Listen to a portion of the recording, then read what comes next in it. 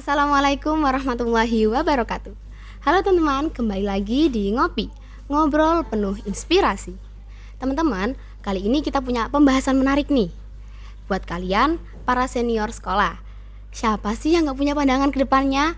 Masa iya kalian gak punya nih?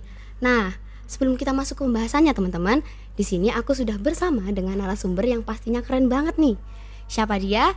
Dia adalah Mbak Thalita Fideli Lasari. Perlu diketahui nih, Mbak Thalita ini merupakan lulusan terbaik pada tahun 2024. Dia juga juara di juara 1 MFQ tingkat Jawa Timur pada tahun 2023 yang insya Allah tanggal 5 September mendatang akan mengikuti lomba MFQ tingkat nasional yang mewakili kafilah Jawa Timur. Lalu beliau ini juga lolos jalur PBSB Fakultas Kedokteran di Universitas Islam Negeri Syarif Hidayatullah Jakarta. Nah, baik teman-teman, mari kita sapa narasumber kita kali ini. Assalamualaikum Mbak Delila. Waalaikumsalam. Gimana nih kabarnya Mbak? Alhamdulillah baik. Nah, ini sekarang udah masuk kuliahnya atau belum nih Mbak? Sebenarnya kuliahnya udah masuk, udah mulai ini juga PBAK, ospek, cuma izin. Oh iya. Ada keperluan. Akhir-akhir ini apa nih kesibukannya akhir-akhir ini?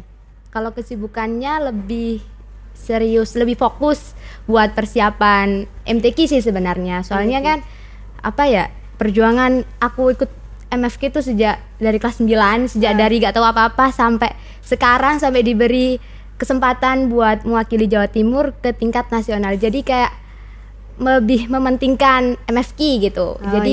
Lebih fokus belajar buat persiapan lomba. Mbak ya. Mbak, tadi kan aku baca nih kalau misalnya Mbak Delila ini kan lolos dan lulus ya di jalur PBSB. Nah, kalau boleh tahu boleh dong diceritain nih lika-likunya susahnya masuk PBSB, Pak. Susahnya masuk PBSB apa ya lika-liku? Kalau lika-likunya sih mungkin seperti pada umumnya, pasti kan namanya juga PBSB, jadi banyak seleksi tahap-tahapnya. Cuma yang buat berkesan banget, lika-liku banget di aku bisa lolos di PBSB ini tuh soalnya PBSB kan ini ya, pendaftarannya kan akhir. Akhir. Setelah semuanya udah mulai masuk kuliah, PBSB baru buka gitu kan. Jadi kayak ada rasa minder gitu, kayak aku kalau daftar PBSB keterima nggak ya gitu. Pasti ada lah rasa kayak gitu. Terus juga lika-likunya itu aku harus bagi waktu, gimana caranya aku belajar fokus buat lomba. Terus aku juga harus buat belajar buat PBSB juga kan. Jadi bagi waktu antara dua materi yang sebenarnya mereka itu berbanding terbalik. Dimana kalau MFQ aku harus fokus ke agama, sedangkan kalau aku daftar PBSB dan kebetulan yang aku ambil jurusan umum kedokteran, itu kayak ya susah lah gitu. Sampai dulu waktu di pondok itu tiap belajar itu kayak nangis gitu. Aku bisa nggak ya masuk FK ini gitu. Jadi kayak rasanya mampu nggak ya aku gitu kan. Terus di luar sana kan juga banyak tuh ya siswa-siswa yang mereka itu berambisi banget gitu. Terus santri-santri yang berprestasi kayak yang pintar baca kitab, terus yang tahfidznya lancar. Kan PBSB itu semuanya harus santri. Jadi kita itu membawa nama pondok pesantren, bukan madrasahnya gitu. Jadi kalau lika-likunya sih ya seperti pada umumnya, susah pada membagi waktunya gitu. Kayak waktu pembinaan bahkan yang sangat berkesan banget itu di saat aku tes wawancara buat PBSB di seleksi tahap ketiga, itu kan 3 hari lah. 3 hari itu waktu aku pembinaan hari Senin. Jadi aku tes wawancara di Haris Hotel Malang. Itu tes dari tes kitab, tes tahfidz, sama tes baca kitab itu di sana. Jadi kayak rasanya ya emang benar-benar gak ada persiapan gitu. Aku tes wawancara kayak aku ini harus belajar buat pembinaan apa aku harus belajar buat tes wawancara. Akhirnya ya udahlah, kayaknya mending aku belajar buat yang pembinaan aja. Kan mungkin dengan bibarakatul Quran kan semuanya jadi ikut gitu. Jadi gitu. Oke Mbak, sebelum kita masuk lebih jauh Mbak ya, kalau boleh tahu PBSB ini apa sih Mbak? PBSB itu dari namanya kan program beasiswa santri berprestasi nih.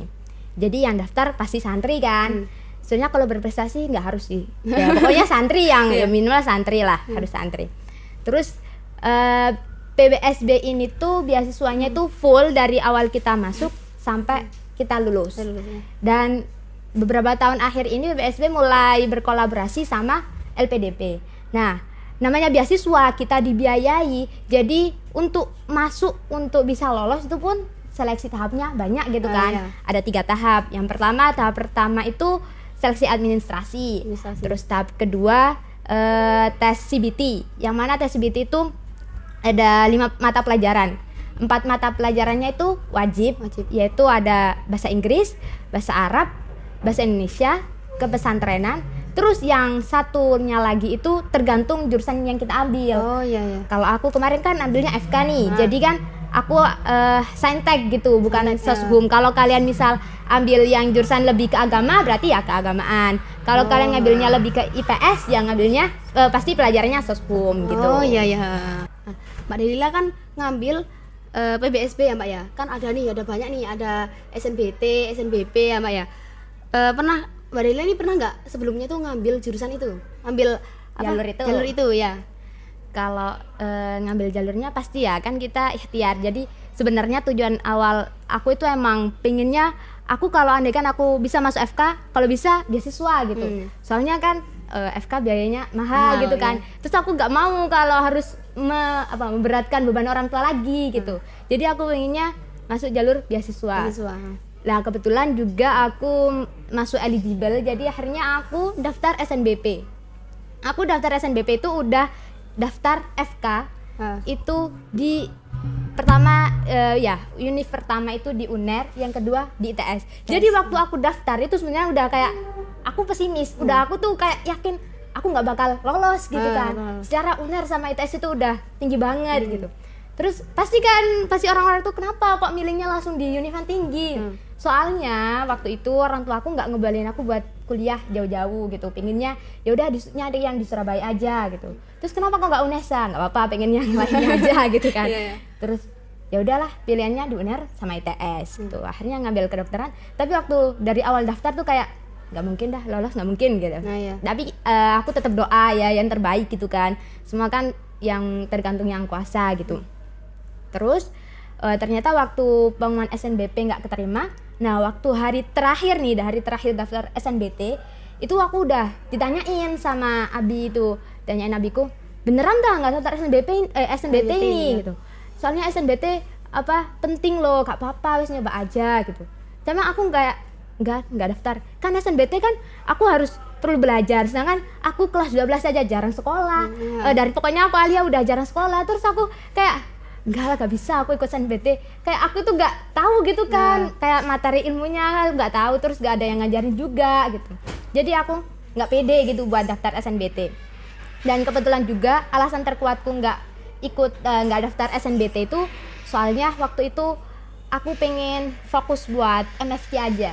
Jadi yang aku pikirkan saat itu, mending aku fokus sama satu tujuan dan insya Allah itu aku harus bisa, daripada aku fokus 2 tujuan yang satu yang hasilnya tuh malah 50-50 gitu, nggak ada yang sempurna gitu kan. Jadi mending aku fokus satu. Aku juga takut nggak bisa bagi waktu juga, akhirnya yaudah aku nggak mau daftar SNBT nih. Terus ternyata aku nggak daftar SNBT. Kebetulan waktu Ramadan kemarin kan aku nggak di pondok sini, di Kilatan di Kediri kan. Di Kediri. Terus jadi aku ketinggalan info banyak kan dari sini. Waktu aku balik ke sini kok tiba-tiba ternyata ada kelas khusus buat anak yang daftar SNBT. Terus aku kayak aku kayak kaget, loh kok ternyata ada kelas khusus. Andai aku tahu kalau ternyata ada kelas khusus, mungkin yaudah aku pede aja buat daftar SNBT gitu ya. Kan setidaknya ada yang ngajarin kan. Kalau aku belajar sendiri kayak nggak mungkin gitu. Jadi kayak ada rasa ya Allah nyesel aku nggak daftar, nyesel nggak daftar. Tapi dalam hati ya udahlah nggak apa-apa, mungkin ini takdir dari Allah gitu kan. Aku nggak dibolehin daftar SNBT. Terus SNBT nggak daftar. Masuk, Terus aku daftar SEPAN. Pilihan pertamanya itu pilihan pertama di UIN Sunan Kalijaga Jogja. Itu jurusannya tuh ilmu hadis. Pilihan pertama itu ilmu hadis, yang kedua baru aku ngambil tafsir. Kok ternyata SPAN-nya aku keterima. Terus waktu keterima dalam hati masih pengen gini, tapi aku harus FK, nggak mau, pokoknya harus FK gitu, pokoknya aku harus kedokteran gitu kan. Gimana pun karena pokoknya aku harus kedokteran. Ya meskipun sebenarnya orang tua aku tuh bilang nggak apa-apa, meskipun sampai kalau emang terpaksa harus mandiri pun nggak apa-apa, tapi dalam hatiku daripada aku harus kuliah kedokteran mandiri mending aku ngambil agama gitu kan. Jadi waktu itu ngambil gak ya, diambil gak ya sepannya. Terus dalam hati nggak deh, insya Allah bisa aku masuk FK gitu. Ya udah nggak aku ambil kan. Terus berjalannya waktu akhirnya karena dari beberapa jalur kan aku nggak lolos nih. Akhirnya orang tua aku juga resah lah. Gimana ini mau kuliah di mana kan? Akhirnya dibolehin. Ya udah geser, nggak apa-apa kan ke Malang. Akhirnya nyari di Malang di Uinma. Kebetulan di situ juga ada tante sama pamanku itu di situ jadi dosen. Akhirnya dibantuin lah. Maksudnya dikasih tahu di situ ada beasiswa apa aja. Terus ada beasiswa teladan yang mana beasiswanya itu full dari awal kita masuk sampai lolos sampai lulus lah. Lulus. Ya. Kita nggak biaya sama sekali gitu. Dan itu yang keterima itu di antara ratusan orang, yang diterima itu cuma 1 per fakultas. 1 Mbak ya? Iya 1. Jadi kayak aja. Apa ya, persentase buat lolos itu kayak dikit banget gitu kan. Ya. Akhirnya gak apa-apa, disuruh sama orang tua disuruh ikut aja. Yang aku ambil kan tetap nih pengennya FK kan. Akhirnya aku ambil FK. Dan tes yang buat masuk FK itu tesnya cuma dapat 1 jenis, yaitu hafalan Quran 30 juz. Sedangkan yang fakultas lainnya ada yang hafalan Alfiyah, ada yang hafalan hadis Arba'in Nawawi gitu. Tergantung fakultas yang diambil gitu. Kalau kedokteran tesnya cuma 1, yaitu tes tahfidz itu aja. Dan pasti yang pingin kedokteran kan banyak nih, apalagi beasiswa gitu kan ya. Jadi minatnya banyak. Jadi waktu aku daftar beasiswa teladan itu juga nggak mungkin kayaknya aku masuk, soalnya aku sadar diri juga Quranku masih berantakan, nggak selancar yang lainnya gitu. Jadi kayak nggak mungkin dah aku masuk sini, tapi nggak apa-apa, ini merupakan bentuk ikhtiar lah ya, bentuk ikhtiar kita. Akhirnya aku daftar beasiswa teladan, waktu tes udah, terus ternyata nggak diterima juga. Akhirnya sejak saat itu kayak orang tua aku tuh yaudah ayo daftar mandiri aja gitu kan. Tapi aku kok kayak enggak, daripada aku daftar mandiri mending sepan aja yang aku masukin tadi. Terus gak apa-apa kalau emang aku masih bersikuku buat masuk FK, terus mandiri aja. Maksudnya orang tua aku kayak gak apa-apa gitu loh. Tapi aku nggak mau gitu. Terus karena mungkin apa ya, dibilang takut nggak bisa kuliah itu, ada rasa takut itu.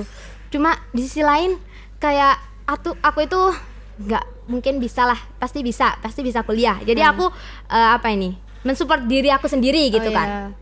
Akhirnya waktu itu setelah beasiswa teladan nggak keterima, orang tua aku memasrahkan segalanya sama aku. Terserah sekarang kamu maunya gimana, mau masuk jalur apa, terus maunya di mana, terserah Dalila. Sekarang mama sama Abi pasrah tergantung Dalila. Terus tapi saat itu belum dibolehin nih kuliah keluar. Jadi masih disuruh nyari yang di sini aja gitu. Bahkan awalnya mau disuruh dibawa ke Unusa aku. Di Unusa. Daftar mandiri aku nggak mau dah. Akhirnya waktu itu aku masih mikir-mikir lagi, terus aku bilang sama mama, Dalila aku sih nggak pingin mikir buat kuliah, aku pingin fokus buat MFQ. Jadi tiap itu kan pasti ya, namanya orang ya pasti selalu tanya mau kuliah di mana, keterima di mana, kan pasti tanya gitu ya. Kayak tiap aku tanya gitu tuh dalam hati tuh kayak aku tuh nggak suka aku tanyain kayak gitu. Akhirnya orang tua aku juga paham lah kalau aku mungkin ada rasa sakit hati nggak keterima banyak jalur. Akhirnya orang tua aku nggak pernah kayak bahas kuliah lagi itu, nggak pernah, karena udah ngelihat aku tuh kayak udah aku gak suka tanyain kuliah gitu. Akhirnya aku nyoba nih bilang ke orang tua, harapanku terakhir cuma di BBSB, tapi itu juga tergantung orang tua. Kalau orang tua aku, kalau mama sama Abi nggak ridho Dalila ngambil di Jakarta, ya udah gak apa-apa. Dalila rencana aku pribadi, aku mau ngabdi di sini setahun gitu. Terus biasanya daftar lagi gitu kan. Tapi kalau mama sama Abi ridho, ya alhamdulillah gitu. Waktu itu belum langsung dikasih jawaban kan sama orang tuaku. Terus lama aku masih fokus buat lomba juga. Akhirnya tiba-tiba malam-malam ini dapat WA dari mama kan. Tiba-tiba aja nge-WA. Ya udah, insya Allah mama sama Abi ridho kalau Dalila di Jakarta gitu. Aku langsung dalam hati, ya Allah, rasanya kayak plong gitu lah kayak. Soalnya itu yang emang dari awal tujuanku, aku pengen daftar PBSB gitu. Meskipun yang nggak disukai kan, kalau PBSB kan harus ini nih, harus ngabdi dulu kan.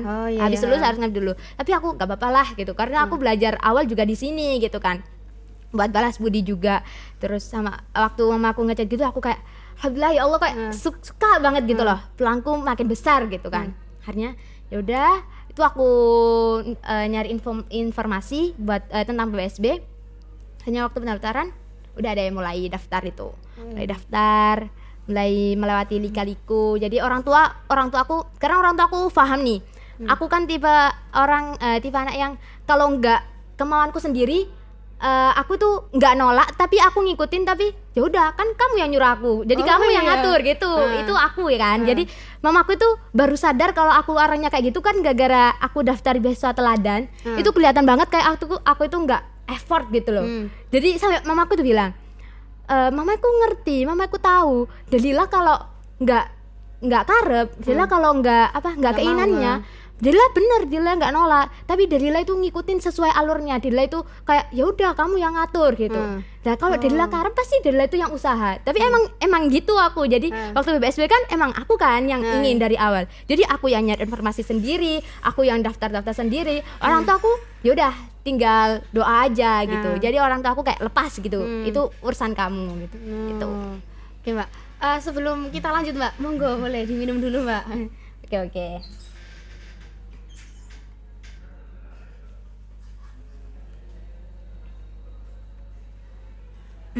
Oke Mbak, terus nih Mbak ya, kan Mbak Delila kan ngambil fakultas kedokteran ya.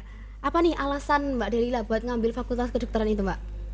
Alasan ngambil FK nih, karena aku cita-cita dari kecil itu memang pengen jadi dokter. Jadi emang apa ya, kayak doktrinan dari orang tua itu udah dari kecil gitu. Jadi tiap tanya itu pengen jadi apa, jadi dokter gitu. Dulu aku mikirnya jadi dokter mah gampang kayaknya gitu.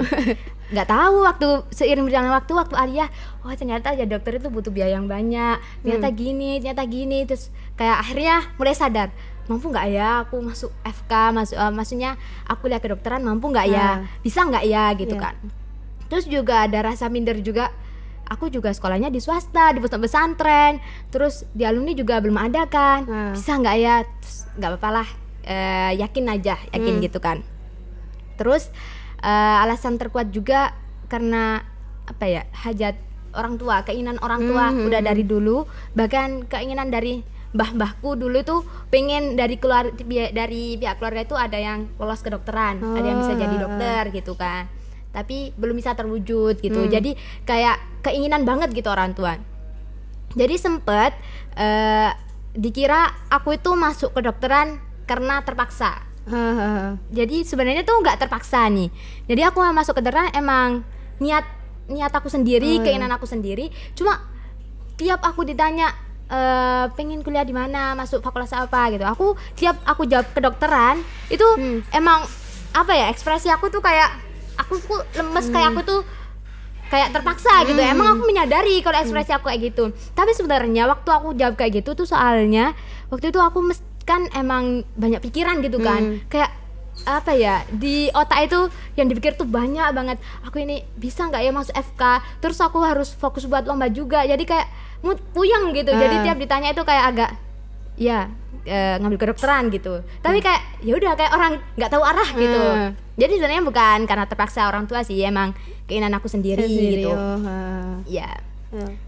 Oke Mbak, kan Mbak Delila mengambil fakultas kedokteran di Universitas Jakarta Mbak ya? Iya. Nah kan jauh banget ya Mbak ya, kenapa nggak ambil di sekitar sini aja Mbak? Soalnya di PPSB itu yang ada FK-nya, yang ada jurusan kedokterannya itu cuma di 4 ya di UIN ya, Universitas Islam Negeri Syarif Hidayatullah Jakarta. Terus yang satunya di Unisma, di Universitas Islam Malang. Malang. Ya, duanya lagi UGM sama UI. Nah, tapi UGM sama UI ini dia adanya cuma jalur LOA. Jalur LOA itu kalau misalnya nih, aku daftar di UGM kedokteran pakai mandiri. Akhirnya aku keterima. Aku berarti kan udah masuk nih, udah terdaftar jadi mahasiswa kan di UGM. Terus habis itu aku baru daftar PPSB. Nah, itu aku daftar PPSB di UGM kedokteran itu pakai jalur LOA. Jadi bisanya cuma jalur LOA karena aku udah masuk ke UGM, cuma aku nyari beasiswa aja gitu di situ. Itu. Jadi kalau misal kamu belum kedaftar jadi jadi mahasiswa di UGM sama UI, terus tiba-tiba PBSB kamu ngambil di sana, nggak bisa. Oh, nggak bisa. Oh. Terus kan akhirnya kan bandingannya tinggal 2 nih, UIN Jakarta sama Unisma. Sedangkan Unisma kan swasta, kalau UIN Jakarta kan negeri. Jadi pilih yang negeri aja gitu. Iya iya iya. Ya. Terus kebetulan di Jakarta juga ini, untungnya ada Pak D, ada paman, ya, Pak D lah. Oh, ya ya Mbak. Tadi kan aku baca nih kalau PN ini kan lulusan terbaik ya Mbak ya. Boleh dong dikasih tip and triknya. Ya. Lulusan terbaik. Lulusan terbaik suka tidur di kelas. Enggak sih, sebenarnya bukan lulusan terbaik, cuma jalur hoki aja ya. Enggak tahu bisa kepilih gitu. Bagi waktu di pada pesantren nih. Iya iya. Kalau di pada pesantren kan di Mamba Hikam ini full ya kegiatannya ya. Ya kan seperti yang kamu tahu kan, di Mamba Hikam ini full kegiatannya dari pagi jamaah subuh, terus apalagi yang tahfidz setoran, habis itu ngaji kitab, diniyah, terus siangnya formal, habis formal jamaah maghrib, terus ngaji kitab lagi, kan full nih terus gitu sampai jam 9 kan. Ada waktu istirahat pun cuma sebentar gitu. Jadi emang apa ya, aku bisa mengatakan semua santri bahagia tuh keren sih. Ya kan mereka bisa melewati apa waktu yang begitu padat gitu, mereka tuh kayak keren gitu. Sedangkan apalagi kayak yang tahfidz nih contohnya, yang tahfidz kan pasti mereka tuh butuh waktu buat ngafalin yang bener-bener sendiri gitu kan. Mereka butuh waktu fokus buat ngafalin. Jadi kalau aku pribadi dulu itu aku lebih sering mengorbankan waktu malam. Jadi aku malamnya jadi kayak kelelawar ya, malamnya ini melek, malamnya melek, waktu sekolahnya tidur. Di kelas aku suka tidur jadinya. Gitu. Nggak tahu dah. Ya. Jadi waktu malam, kenapa kok aku mengorbankan waktu malam? Kan? Soalnya waktu malam itu kayak kalau dibuat belajar nih, yang aku rasain kalau dibuat belajar itu kan kita sendiri. Sebenarnya takut sih kalau malam-malam. Tapi nggak tahu ya, kalau aku di rumah aku malam takut, tapi aku kalau di pondok malam-malam nggak takut gitu. Ya biasanya takut kalau habis nonton film itu takut. Tapi kalau enggak takut. Jadi kayak rasanya tuh tenang gitu, belajar sendirian, terus gak ada yang ganggu kan, terus kita juga bisa fokus.